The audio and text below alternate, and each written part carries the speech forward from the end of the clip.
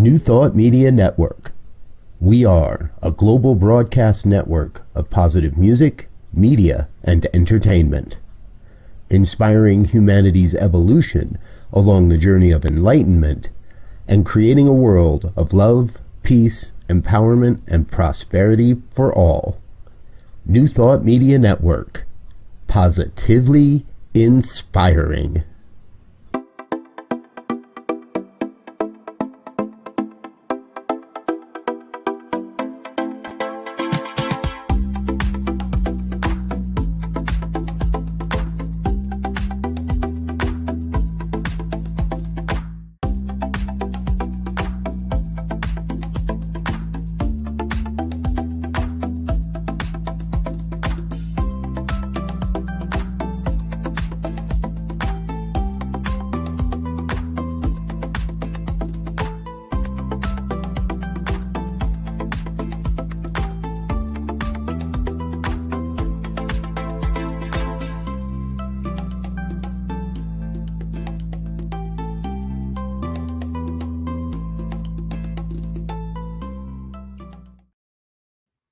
Hello and welcome back to Global Focus Today. I am Reverend Dr. Sharri Johnson, your host, and we have another marvelous new guest today. Our guest today is Patricia Wagner. She is a licensed unity teacher. She is a divine science minister. She is an energy healing instructor. She's a heart math ad heart facilitator, and she's a TEDx speaker. She learned to meditate in 1977, and since then, she has received messages from Spirit that she calls divine downloads, and she freely shares these free. So we're going to tell you how you can get them. 2 Doors Visions, Looking for Light, and the Christ Challenge. She credits her meditation practice and her energy healing experiences to bringing her home to the realization that everything is energy, therefore everything is changeable. It's the frequency at which we most consistently vibrate that outpictures in our lives. The higher the vibrational frequency, the more heavenly life becomes. So please help me welcome the heavenly Reverend Patricia Wagner to Global Focus Today. Thank you so much for saying yes. Oh, Sharri, thank you. Thank you for that introduction. And heavenly, we're all working on heavenly. I can tell you we're all in process, I believe. Anyway, I know I am. But I want to thank you for this. And before we get started, I just want to share that I think what you do is so monumentally valuable. I know it is for me. You actually affirm and give recognition to those of us who are ministers, not in a brick and mortar kind of church, but who are nonetheless doing our best to elevate the consciousness on the planet through the gifts that we bring. And so I honor you for recognizing and giving us an ability to share our messages even farther. So thank you, Sharri. Thank you. You are so welcome, because to me, this is the only thing that I can do that makes a difference. Because, spirituality is like everything else in the universe. It's always evolving. It's always expanding. And what that means in practical terms is that there are as many valid spiritual paths on the planet as there are people on the planet. If we're going to support their spiritual development, then we have to diversify. And then that's where focus ministry comes from. So I just want to make sure everybody knows what's available to them. And today, you're what's available to them. Thank you. So first thing I want you to do is to tell us how we can get those downloads. Well, as your introduction specified, not for spiritual reasons, but back in 1977, I had 3 young children and a marriage that was dissolving. And so synchronistically, Spirit supplied us with a magazine that we had a subscription to. It was a normal magazine, and in it, the lead story was about transcendental meditation. Well, I don't know transcendental meditation, but I read the article and it talked about how you can learn how to quiet your mind. And some people in learning meditation actually learn how to gain and attain that state of peacefulness within them. And I thought, well, that's for me. So I remembered back to when I was a little girl, and and my parents would dress me and my older sister in pajamas, and we'd be in the back seat and they'd be in the front seat as we went to the drive-in movie theater. And I was just a little girl, but I remember standing up on the floorboard of the back seat and looking over that front seat, which was all one seat back in those days, staring at this blank white outdoor movie theater screen, not blinking or thinking anything, because I didn't want to miss even 1 second of the cartoon that they showed before they showed the movie. So I remembered as that young woman back to that time. And with my eyes closed and with inner eyes, I recreated in my mind that big blank white movie theater screen, just with maybe a presence of expectation, joyful expectation.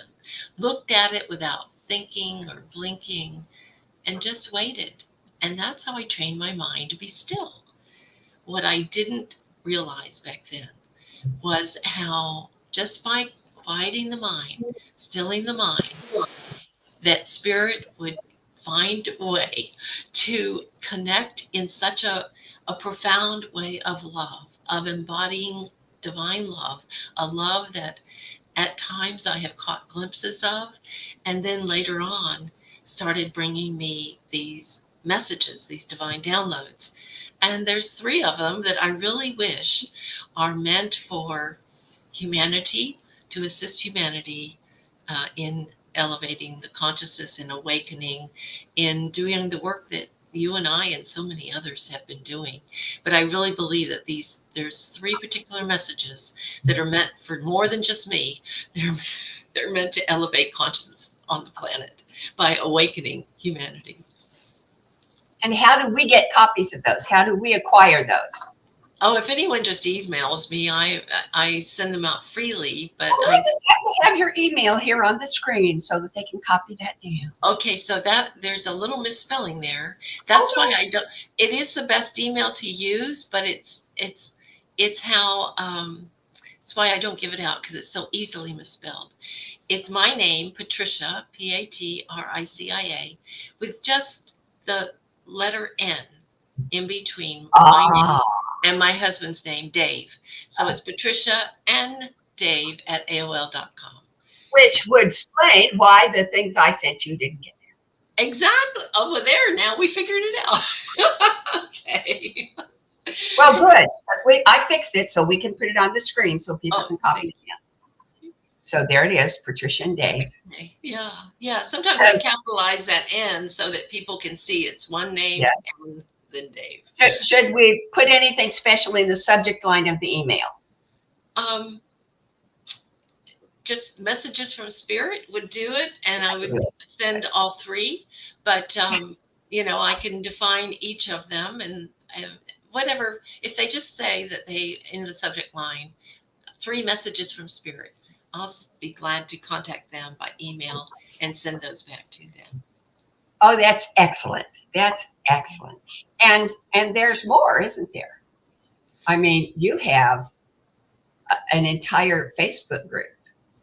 Oh, yes. The Facebook group is where oftentimes I'll share parts of these messages from spirit and other things as well. And it is a huge, it's like 450 plus people who are all in the same venue that we are. And some of them contribute their gifts. It's all free. That's part of the group's guidelines, is that you freely share your gifts with the group. And so it is through that Living in Heart-Centered Gratitude Facebook group that many of us have gotten to know each other, and we share freely. And Sharri Johnson is one of our favorite sharers and a regular sharer in the group, and we are so grateful for the gifts that you share with us. Yeah. And you have a PowerPoint to share with us today too, don't you? I do. And I want to tell you that lately, before I was talking about living in heart-centered gratitude, focusing on that. And then I was talking about looking for light. It's a mindfulness game that You can play to train your senses how to see God everywhere.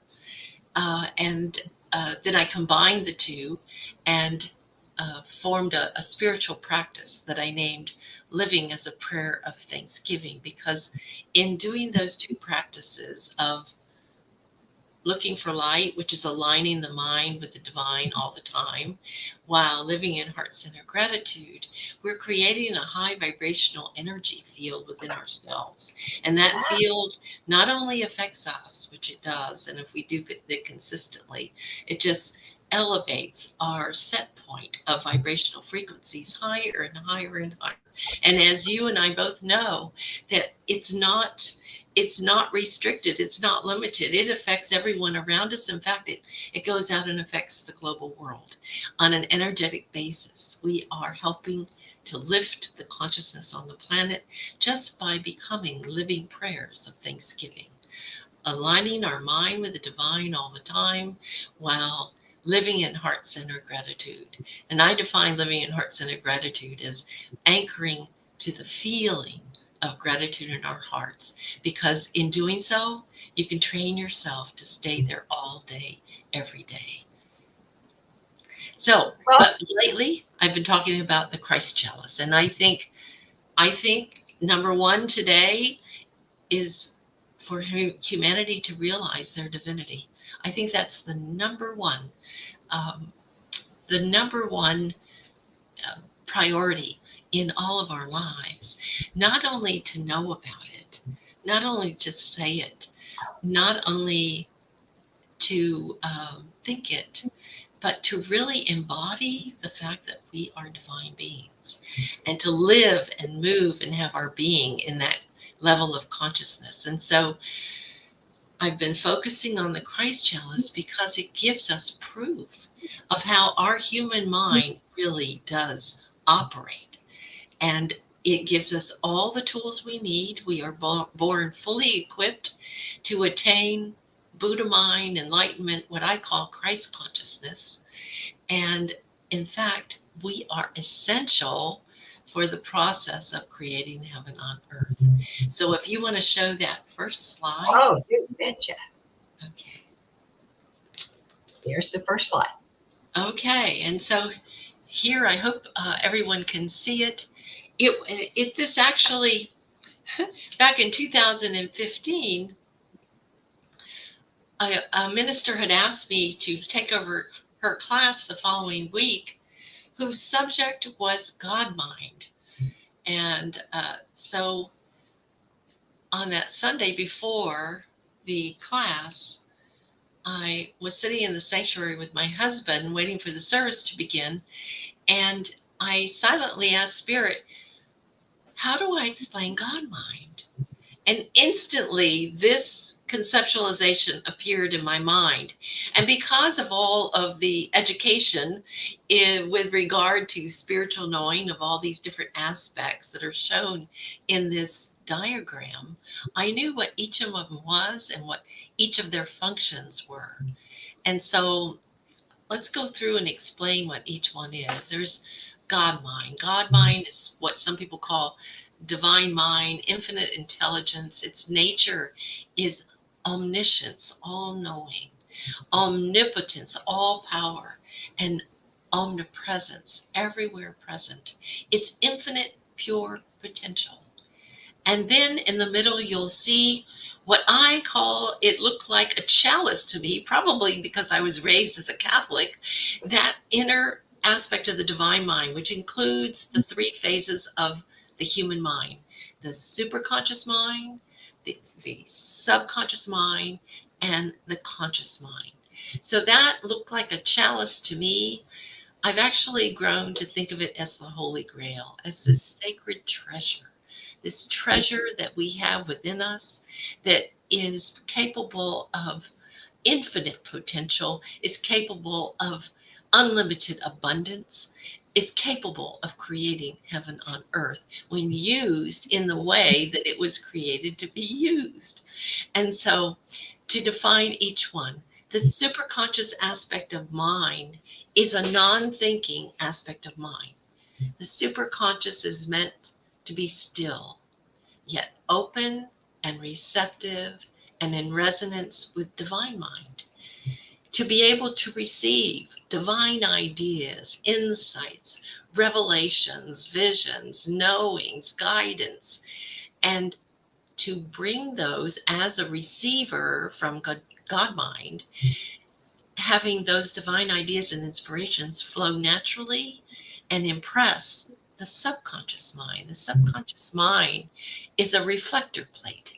It reflects to the conscious mind everything that is input there. And so the subconscious mind is also a non-thinking mind, just like the superconscious. It just reflects back to the conscious mind all of the imprints that we've given it, either from our superconscious or from our conscious mind. So then the conscious mind is the only aspect of our human mind that is the thinking aspect. It can direct where we focus our attention. And where we need to focus our attention is always on the superconscious aspect of mind, not out into the relative world. You'll see as that if we're in Christ consciousness, we are receiving divine ideas from God mind. They're flowing freely into the superconscious aspect of mind, that flows freely into the subconscious mind, that flows freely into our conscious mind. And our conscious mind is what brings it out into the relative world, the world in which we live, both the physical relative world of time and space and form, and the non-physical relative world, which is race consciousness. It's all the paradigms, the memes, the thoughts that the majority of our race is thinking and living by.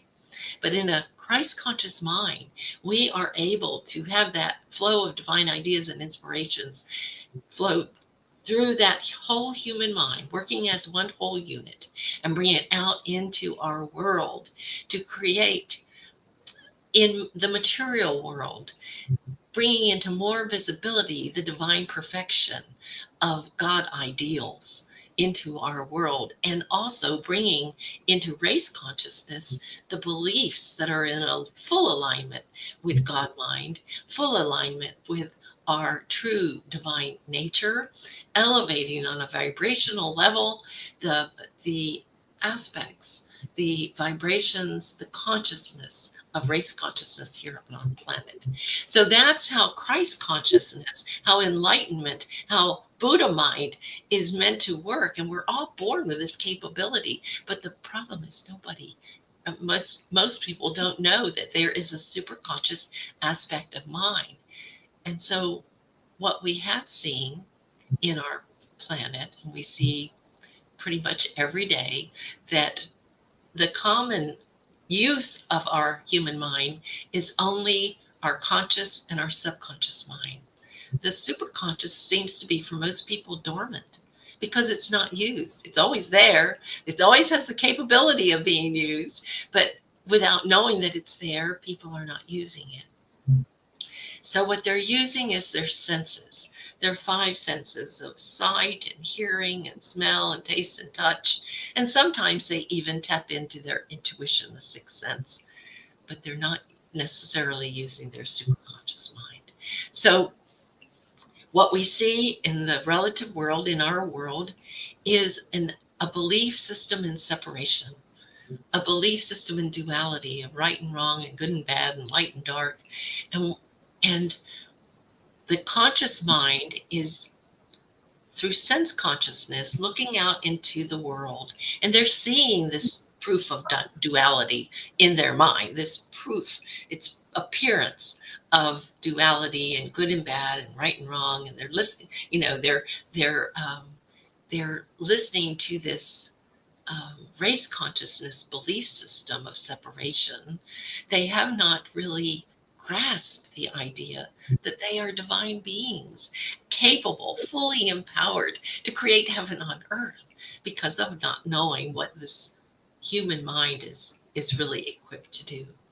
And so they look out into the world and they bring back the impressions of that duality, that right and wrong and good and bad, and impress the subconscious with those beliefs, with those thoughts. And then the subconscious does what it's meant to do. It brings back to the conscious mind everything that it has been impressed with, which is that duality. And then the conscious mind and our brains like to prove us right. And so we go out into the world and we say, oh, yes, there's right and wrong, there's good and bad, and we're separate, and this and that. And there's, all this polarity that we see escalating in the world because we're only using our conscious and our subconscious mind. And it's like a feedback loop of going out into the world, verifying, yes, what we believe, and bringing it back to the subconscious, impressing it more with that duality thinking, bringing it back into the world, and it's escalating higher and higher in that kind of misperception of what the world is.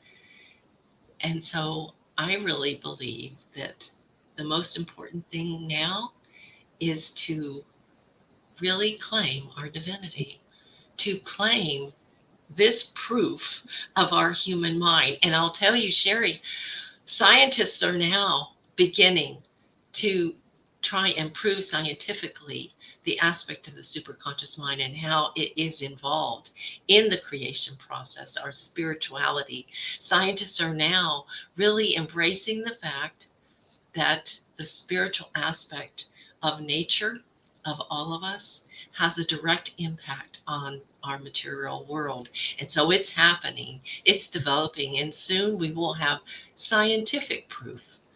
Not that maybe you and I need it. I mean, this is sufficient for us because, the mystics and religious theologians and those avatars that have lived before, they knew all this. Even without this conceptualization, they knew it, they said it, and they brought it to us, but we just didn't have the capacity to understand it yet.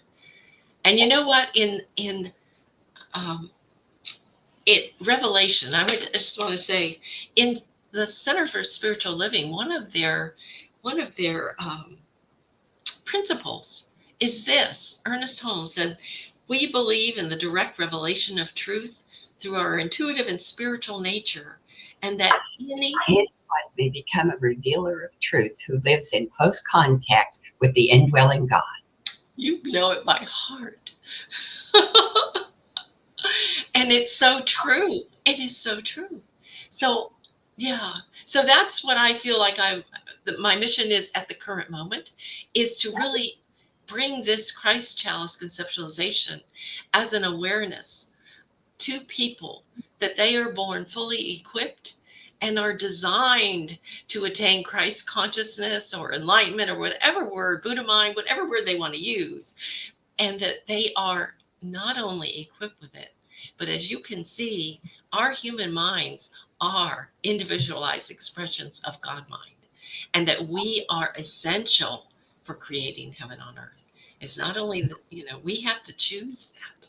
We have to choose to live that way, to live with our minds fully open and in resonance with divine mind, so that our superconscious can be activated and be a flowing vessel into the subconscious, into the conscious, and out into our world to make a difference. And we will make a difference. And it's not going to take that many of us to once we get on board with doing this. So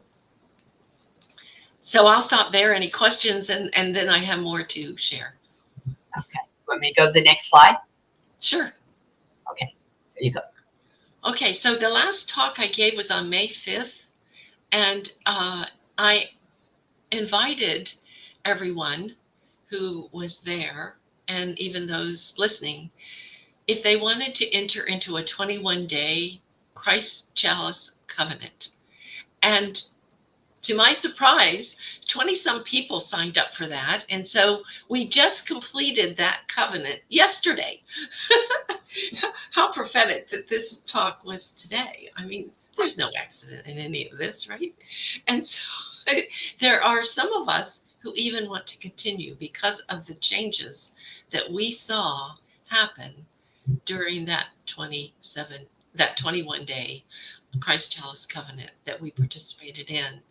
And all it involved was actually setting the intention to realize oneness by activating our superconscious mind. And we did that through several spiritual practices. So if you can show the next slide, please. You go. So our practices that we did during our 21 days was to meditate at least 20 minutes twice per day. And the reason we said that, and it doesn't have to be transcendental meditation, but we got the idea from transcendental meditation because TM has done decades of research on the effectiveness of meditating twice a day for 20 minutes or more. And they've proven that, the health benefits, both physically, emotionally, mentally, and spiritually, of doing that. And I believe it really is, a catalyst for activating that superconscious aspect of mind. And then the second spiritual practice was to align our mind with the divine all the time. And of course, that can be done in a multitude of ways. So it's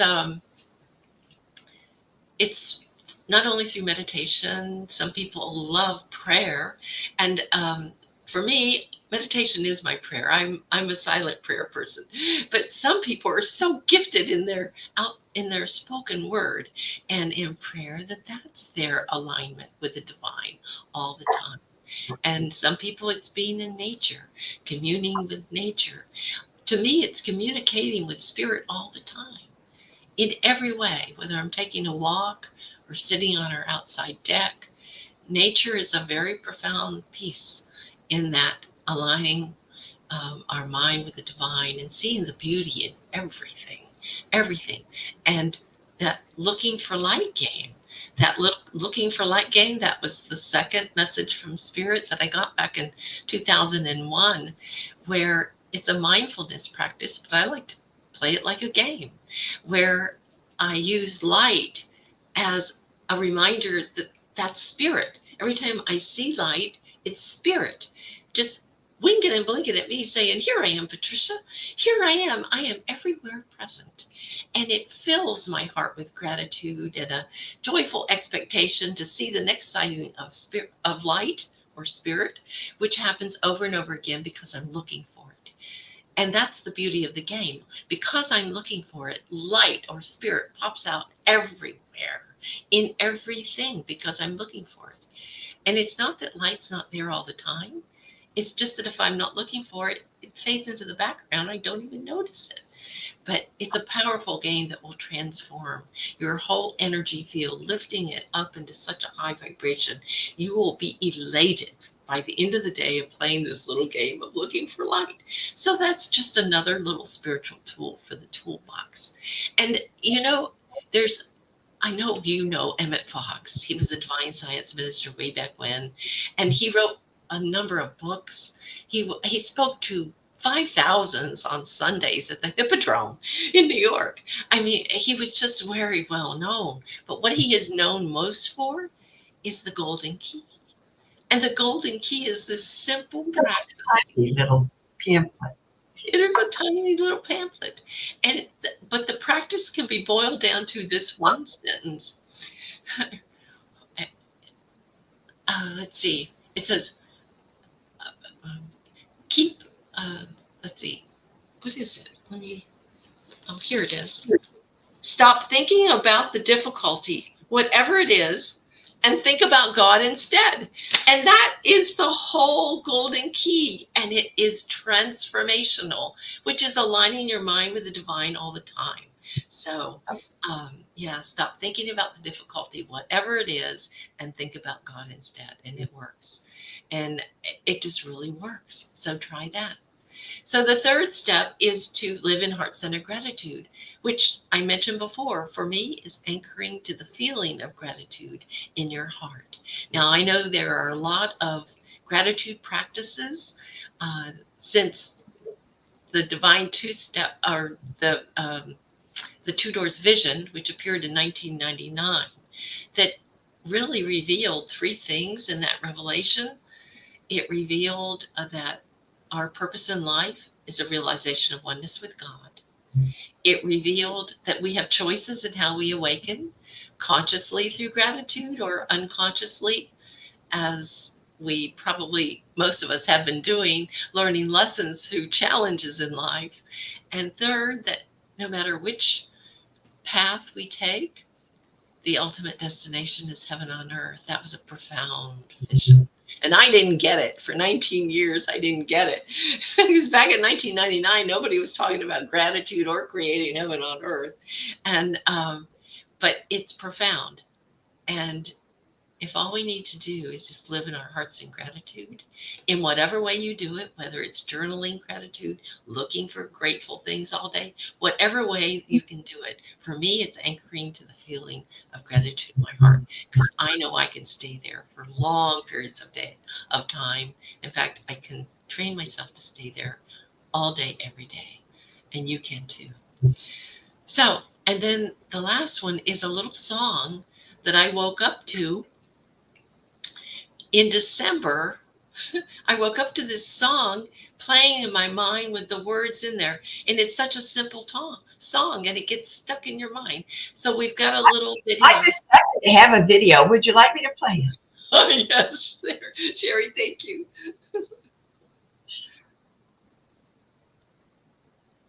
Hi, everyone. My name is Patricia Wagner, and I am the founder of the Living in Heart Center Gratitude Facebook group. This little song I woke up with just a few weeks ago, and I think it fills in the gaps between meditation, prayer, contemplation, introspection, all of practicing the presence, all of those other practices that we have in our spiritual toolbox. It's just a little song that if you sing it, it will get stuck in the background of your mind, and you can hear it playing in the background of your mind all day long. So it's very simple. This is how it goes. And by the way, I named it Realizing Oneness. When I woke up this morning, my mind was stayed on thee. When I woke up this morning, my mind was stayed on thee. When I woke up this morning, my mind was stayed on thee. Alleluia, alleluia, alleluia.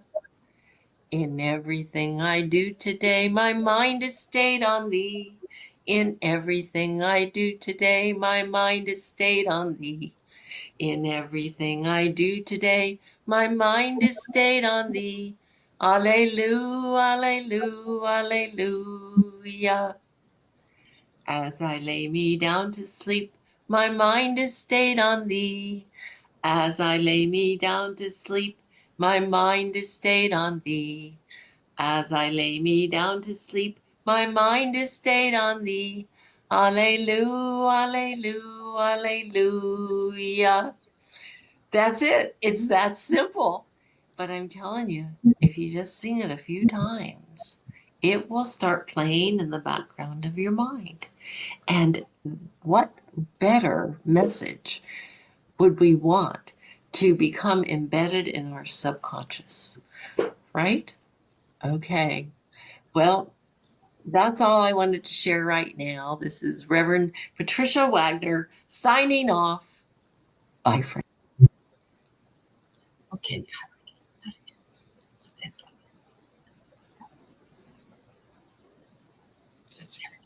It's such a simple song. And by the way, you can change the words to it to whatever a person needs most. My husband, here's one of his. He's changed it a lot of ways, but one of them that I remember is, as I watch the evening news, my mind is stayed on thee. So that's one where he can sometimes get caught, you know. Oh, yeah. Yeah. Great. Right, as we all can.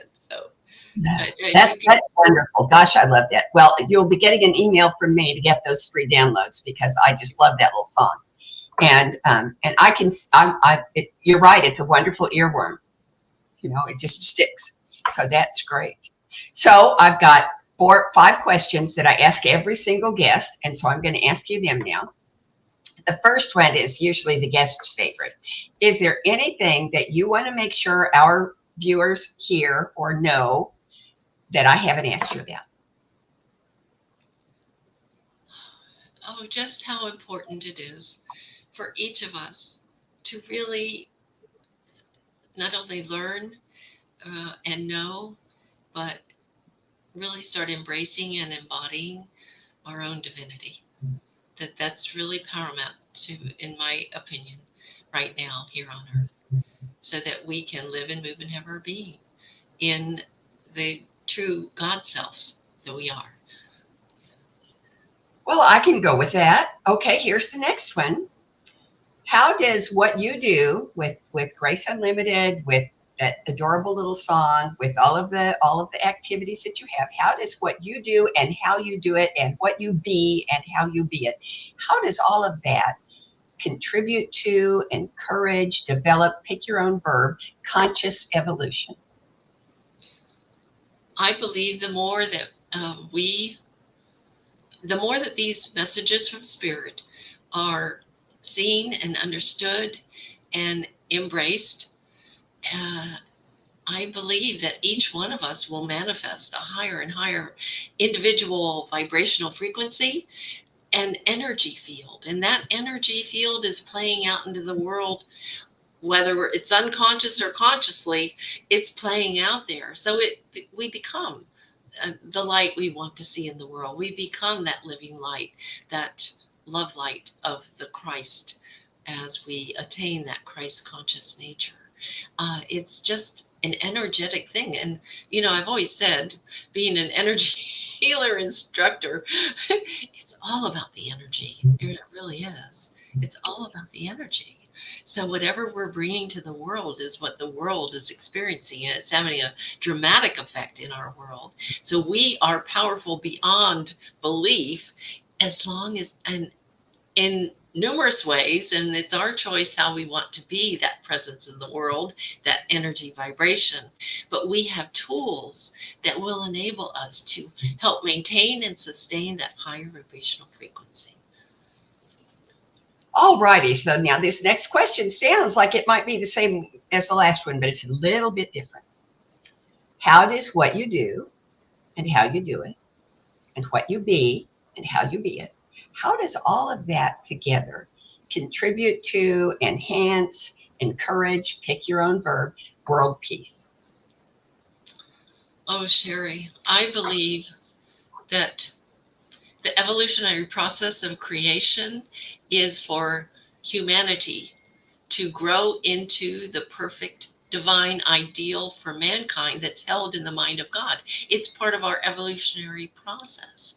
And in that process of ultimately creating heaven on earth, peace on earth is just part of it. So it cannot not happen. It's just all a matter of time. And it is a matter of us choosing. But I believe there's enough of us in this new thought communities that we have globally, in not only in new thought, but in the common denominators within various religions and theological thinkings. And now with the scientists getting on board with proving the effect of consciousness in our world. Wow, we're going to see major shifts in our world. And one of those will be peace on earth. I'm going to quote you every day from now on, because that's the best line I ever heard. It can't not happen. Peace on earth can't not happen. Thank you. I love that. Okay, here's the next question. I got a little carried away. The next question is, presuming, and you got to close your eyes for this one because you need your imagination, presuming that everything goes exactly the way you want it to go. Every little detail, every event, every relationship, every activity, every single positive thing goes exactly the way you want it to go. 10 years from now, what does Patricia Wagner, Reverend Patricia Wagner, and Grace Unlimited look like? I am just a part of heaven on earth.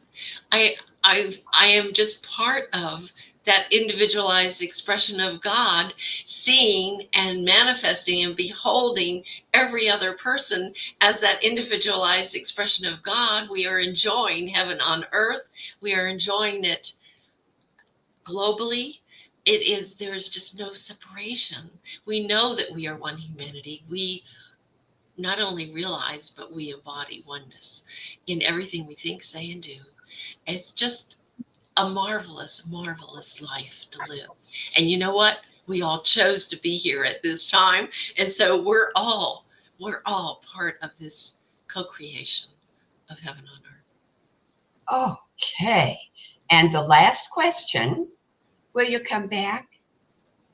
Oh, I'd be delighted, Sharri. You're just The so. first, I have April 22nd of 25. Can I plug you in?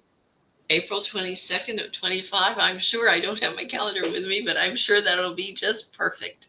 I will send you an email. Thank you, thank you, thank you. And everyone please know that next week, Reverend Chris Plym from Mile High Church in Denver is going to be our guest. And she was here once before live last year from the Parliament of World Religions, and many things have happened in her life since then and in her world. So it's going to be another fabulous, fabulous interview just like this one. And I hope you won't miss it. Thanks for being here. And we'll see you next week. I love you. Bye. Amazing, amazing. You will do amazing things. Amazing, amazing. You will do amazing things. On behalf of everyone at New Thought Media Network, thank you for being a member of our virtual family. Your financial contributions help share the New Thought message with people from around the world. Please visit and contribute at www.ntmedia.org/donate. New Thought Media Network, come be you. And please like, share, and subscribe. Until next time.